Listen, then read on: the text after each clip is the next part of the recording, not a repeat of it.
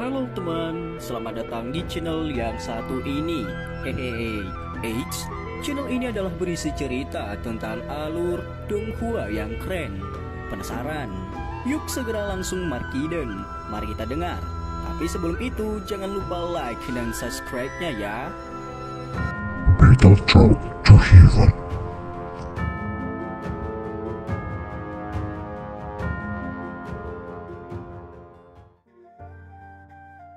Melanjutkan dari cerita sebelumnya.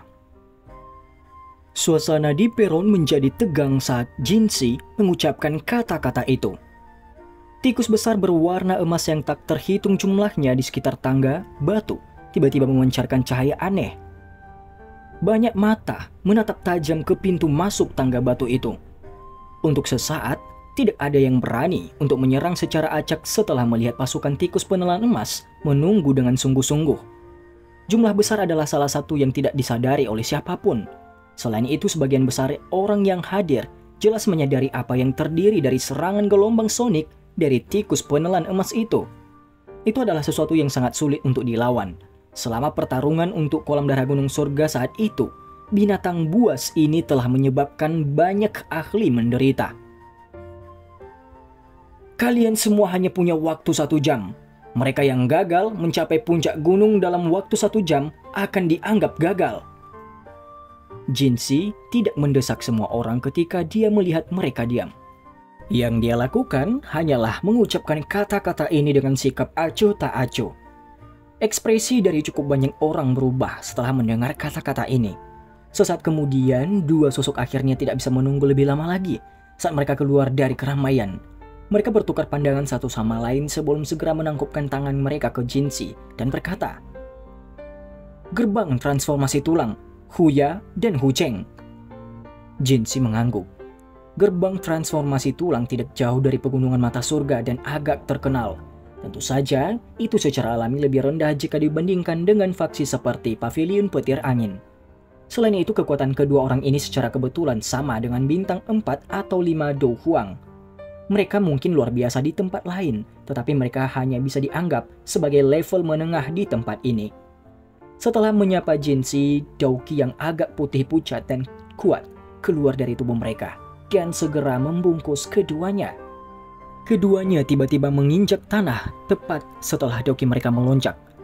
Kecepatan keduanya memang cukup cepat.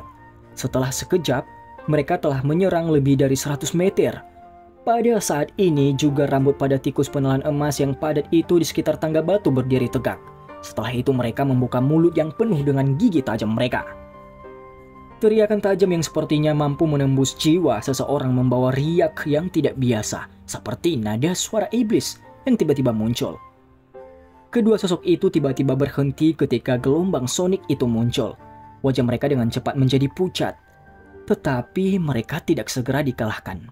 Mereka menahan gejolak Douki di dalam tubuh mereka saat jari kaki mereka menekan tangga batu dan melesat keluar. Mereka menahan gelombang sonik yang datang dari segala arah dan maju 10 meter sebelum tubuh mereka berdua sekali lagi menegang. Dua suap darah segar dimuntahkan. Tubuh mereka sepertinya mengalami pukulan berat saat mereka terbang mundur. Akhirnya mereka mendarat dengan keras di atas panggung di depan tatapan semua orang. Seteguk darah segar lagi dimuntahkan. Cukup banyak orang di peron mendesah dengan menyesal saat melihat ini. Susunan suara sialan ini memang merepotkan untuk ditangani. Gagal. Jinsi menggelengkan kepalanya dan perlahan berkata, "Dua orang dari transformasi tulang hanya bisa menggelengkan kepala setelah mendengar ini. Mereka berjuang untuk bangun dan berdiri di samping dengan enggan. Yang bisa mereka lakukan hanyalah berharap akan ada kurang dari 8 yang bisa melewati deretan suara itu. Jadi mereka mungkin masih punya kesempatan." "Siapa selanjutnya?" ucap Jinsi. Panggung sekali lagi sunyi ketika kata-kata itu diucapkan. Xiaoyan, Nona Feng, Tang Ying, dan yang lainnya tidak menjawab. Meskipun mereka diburu waktu, tidak perlu terburu-buru sekarang. Seseorang seharusnya tidak mengabaikan mengasah kapaknya sebelum memotong kayu. Jika mereka mengamati deretan suara itu, mungkin ada peluang yang lebih besar bagi mereka untuk berhasil melewatinya. 4 orang lainnya melangkah di tengah keheningan. Dari kelihatannya, mereka sepertinya berencana menggunakan nomor mereka untuk menerobos paksa. Jinsi tanpa sadar menggerakkan mulutnya ketika dia melihat 4 orang menyerbu bersama. Ada benang ejekan di wajahnya. Mengandalkan angka tidak akan memungkinkan seseorang untuk menerobos susunan suara gelombang tikus itu. Ini memang seperti yang diharapkan Jinsi. Tidak lama setelah keempat orang ini menaiki tangga batu, 2 orang di depan dikirim terbang kembali oleh suara aneh yang menusuk jiwa, bahkan sebelum mereka menutupi setengah perjalanan. Setelah itu mereka dengan sedih mendarat di peron. Dari tampang nafas mereka yang lelah, terlihat jelas bahwa mereka menderita luka serius. Gagal, lanjutkan. Jinsi mengangkat matanya dan melirik orang-orang yang hadir dan dengan malas berbicara. Xiaoyan menyaksikan orang-orang melangkah maju untuk menantang pos pemeriksaan yang akhirnya kembali dengan kegagalan. Hasilnya, matanya menjadi sedikit serius. Kesulitan susunan suara ini tampaknya lebih sulit dari apa yang dia duga. Di antara para penantang sebelumnya, ada juga beberapa orang yang mengetahui teknik gelombang sonik. Namun gelombang sonik yang mereka keluarkan tidak hanya gagal membuat mereka berhasil mengisi melalui pos pemeriksaan, tetapi malah berakhir diguncang oleh gelombang sonik pasang tikus itu. Mereka memuntahkan seteguk darah segar dan terbang kembali setelah 2 gelombang suara itu bertabrakan. Meskipun mereka gagal, 1 orang telah melakukan perjalanan terjauh di antara mereka yang pernah mencobanya. Jika teknik gelombang soniknya mampu menahan gelombang sonik yang dipancarkan dari begitu banyak tikus, kemungkinan dia akan benar-benar berhasil menerobos masuk. Tangan Xiaoyan membelai dagunya setelah orang lain itu dikalahkan. Kekuatan orang ini sekitar bintang 7 Douhuang atau lebih, yang mirip dengan kekuatan Xiaoyan sebelumnya. Namun orang ini masih terpukul mundur oleh gelombang sonik saat dia masih berada sekitar 100 meter dari puncak gunung. Gelombang desahan lainnya terdengar dari peron ketika mereka melihat orang ini gagal. Segera sosok berwarna-warni perlahan melangkah maju. Menjadi salah satu titik fokus di peron, tindakan Nona Feng secara alami menarik perhatian semua orang yang hadir di sana. Cukup banyak orang yang langsung fokus. Dengan kekuatan wanita ini, dia dianggap sebagai eksistensi teratas di antara semua orang yang hadir. Bahkan jika dia tidak dapat menembus susunan suara ini, kemungkinan hampir tidak ada orang yang berhasil melewatinya. Wajah malas Jinsi mengungkapkan ekspresi tertarik ketika dia melihat Nona Feng berjalan keluar. Dia telah mendengar sedikit tentang orang ini. Dengan bisa menjadi penerus yang paling mungkin dari faksi seperti Pavilion Petir Angin, sepertinya tidak ada yang akan percaya bahwa dia tidak memiliki kemampuan. Jinsi sangat tertarik dengan penampilannya hari ini. Feng Qing'er dari Pavilion Petir Angin menyapa tetua Jinsi. Guru telah menyuruh saya untuk mewakilinya dan mengirimkan salam sebelum saya pergi, ucap Nona Feng. Jinsi tersenyum tipis ketika dia mendengar dan berkata, "Bantu saya berterima kasih kepada Lei Zunze atas perhatiannya. Aku akan pergi ke Pavilion Petir Angin untuk menemuinya jika ada kesempatan di masa depan," ucap tetua Jinsi. Apakah Feng Qing'er namanya? Lei Zunze?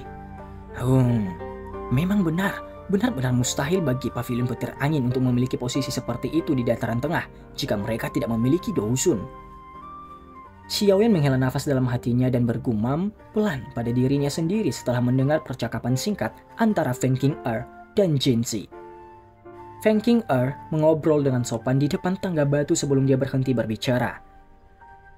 Matanya yang cantik beralih ke tangga batu yang menuju ke puncak gunung. Setelah itu dia melihat ke arah tikus penelan emas yang padat di sekitarnya. Kehormatan juga muncul di wajahnya. Cahaya perak cerah dengan cepat melonjak keluar dari tubuhnya dan segera membungkusnya. "Mulai," ucap Jinsi. Bung. Suaranya baru saja terdengar ketika tubuh indah Feng Qing'er tiba-tiba bergetar. Dia segera berubah menjadi garis perak yang melesat ke arah puncak gunung dengan kecepatan yang menakutkan. Dari kelihatannya, sepertinya dia berencana untuk mendapatkan kemenangan menggunakan kecepatannya. Namun harus dikatakan bahwa kecepatan wanita ini memang sangat cepat. Bahkan mata Xiaoyan mengungkapkan keterkejutan. Wanita ini memang bukan orang yang sederhana. Gelombang sonik tajam berubah menjadi riak yang menyebar dengan cepat saat ini. Ketika gelombang sonik bersentuhan dengan tubuh Feng Qing'er, tubuhnya sedikit bergetar. Tiba-tiba kecepatannya melonjak dan beberapa bayangan muncul di langit. Bayangan-bayangan ini segera hancur di bawah gelombang sonik yang menyebar itu. Kecepatan yang menakutkan ini menyebabkan cukup banyak orang di peron mengeluarkan seruan. Melihat dari sudut pandang mereka, tampaknya gelombang sonik pun kesulitan mengejar Feng Qing'er. Yang bisa dilakukannya hanyalah mengikuti dari belakang dan menghancurkan bayangan yang muncul satu demi satu. Jinsi menyipitkan matanya saat dia melihat sosok yang telah berubah menjadi petir. Dia tanpa sadar mengangguk. Kecepatan wanita ini memang menakutkan. Sepertinya dia sudah berlatih. Xiaoyan membawa Nalan Yanran dan berjalan menuju bagian depan peron. Pada saat ini, Tang Ying juga secara tidak sengaja keluar dari kerumunan. Pandangannya melirik Feng Qing'er di ujung tangga batu sebelum menoleh ke Jinsi. Dia menangkupkan kedua tangannya dan berkata, "Murid dari Pavilion 10.000 Pedang, Tang Ying, menyapa tetua Jinsi." Jinsi menganggukkan kepalanya sedikit, tatapannya melihat ke Tang Ying. Aura pedang pihak lain menyebabkan dia sedikit menganggukkan kepalanya. Keempat pavilion ini benar-benar sesuai dengan reputasi mereka. Murid yang mereka rawat semuanya adalah orang-orang dengan kemampuan hebat. Dengan metode sempurna untuk merawat darah baru, tidak mengherankan jika mereka dapat memiliki posisi seperti itu di dataran tengah. Tang Ying menampar pedang besarnya yang berwarna biru di punggungnya setelah menyapa. Itu mengeluarkan suara karena secara otomatis terbang keluar. Akhirnya pedang itu digantung di depan Tang Ying dan aura pedang tajam meresap keluar. Itu menyebabkan cukup banyak orang merasa kedinginan.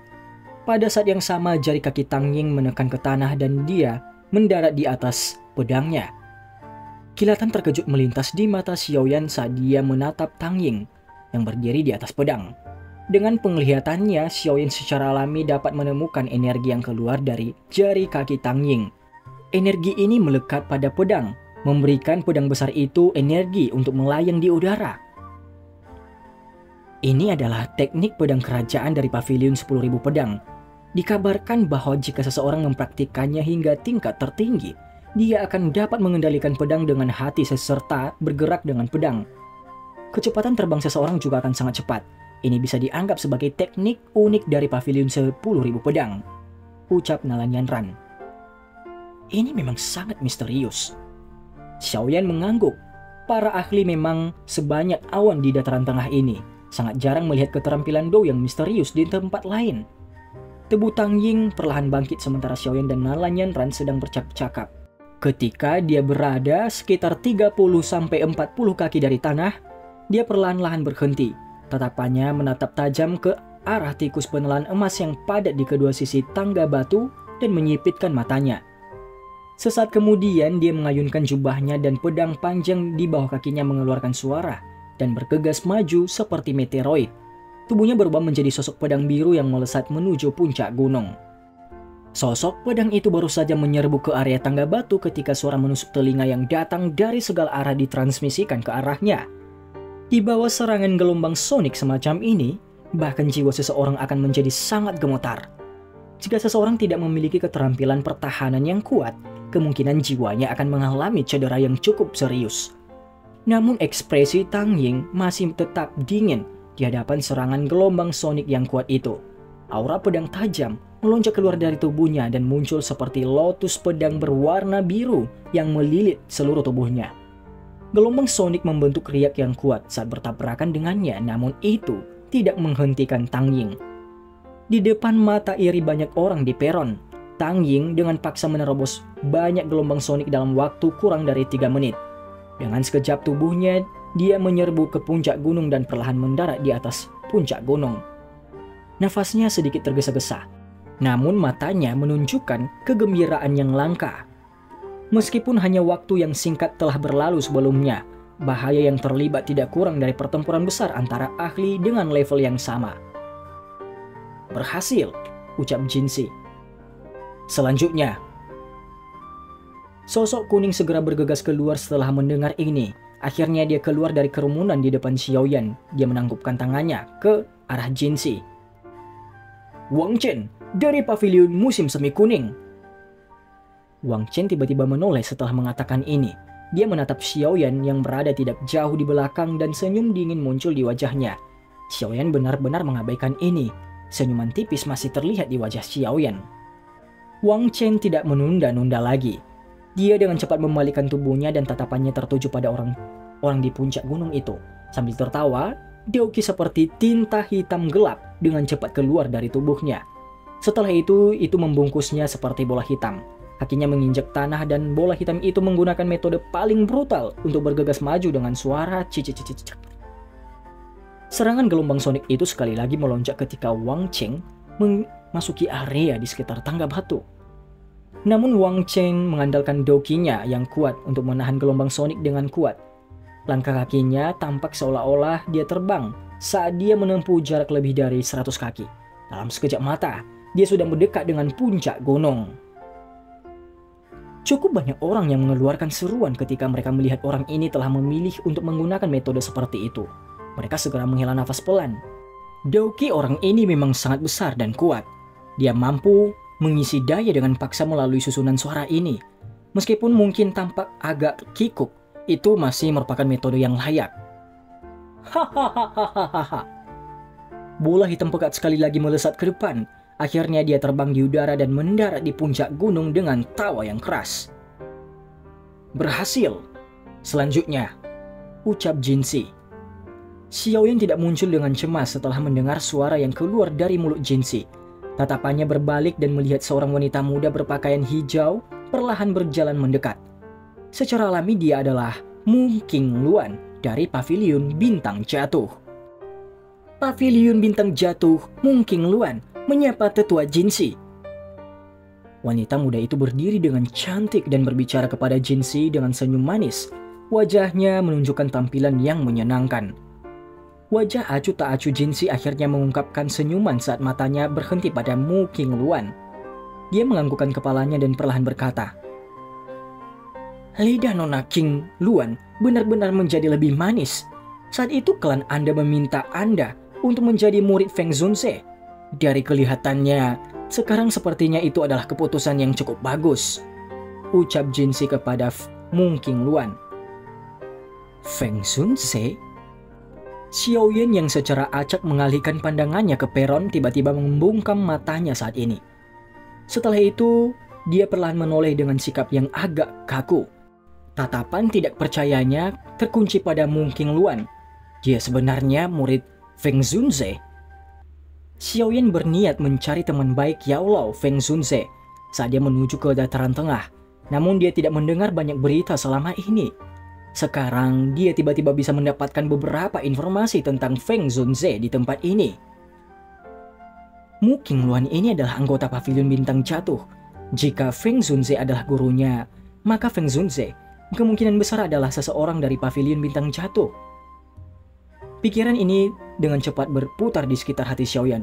Sukacita liar juga melonjak di wajahnya. Dia akhirnya bisa mendapatkan berita tentang Feng Zunze. Jika itu benar, seperti yang Yao Lao katakan, dia akan bisa mendapatkan bantuan besar dan tidak lagi sendirian. Sementara pikiran ini bertahan di hati Xiaoyan, kaki Mu Qingluan sudah melangkah ke tangga batu. Setelah itu dia dengan mantap naik ke ujung tangga batu.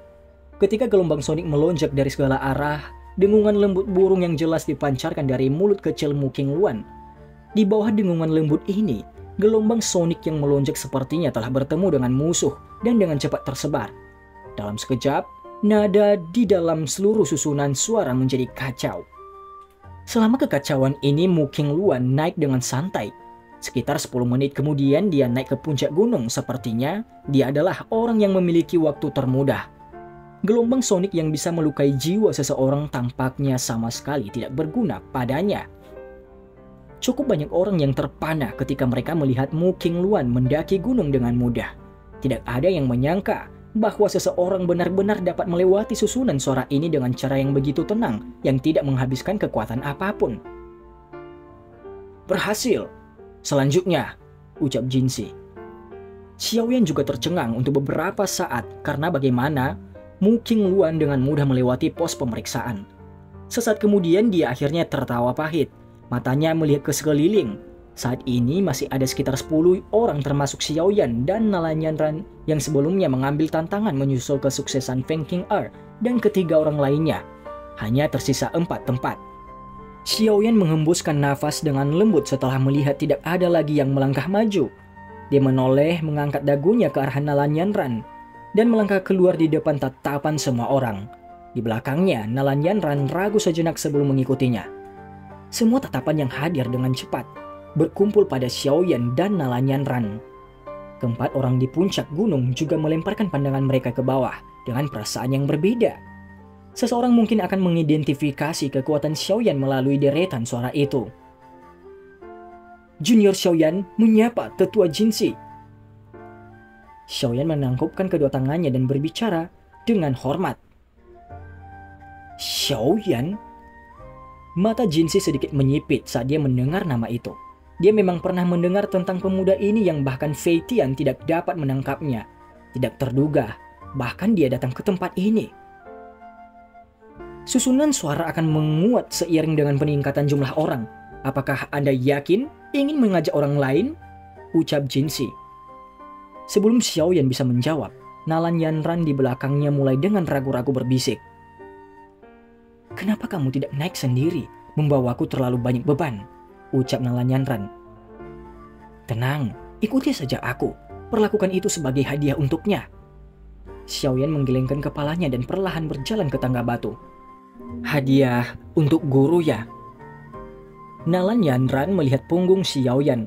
Dia dengan lembut menggigit bibir merah bawahnya saat ejekan muncul di matanya.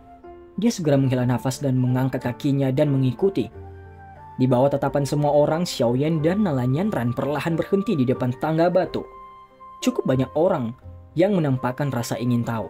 Banyak orang benar-benar ingin tahu apakah orang yang membuat keributan besar baru-baru ini memiliki kekuatan yang sebanding dengan reputasinya.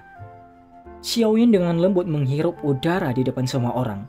Dia melangkah maju dan dengan lembut mendarat di tangga batu. Dan cerita pun bersambung. Terima kasih telah mendengarkan Mimin sampai akhir ya, dan jangan lupa nantikan cerita selanjutnya.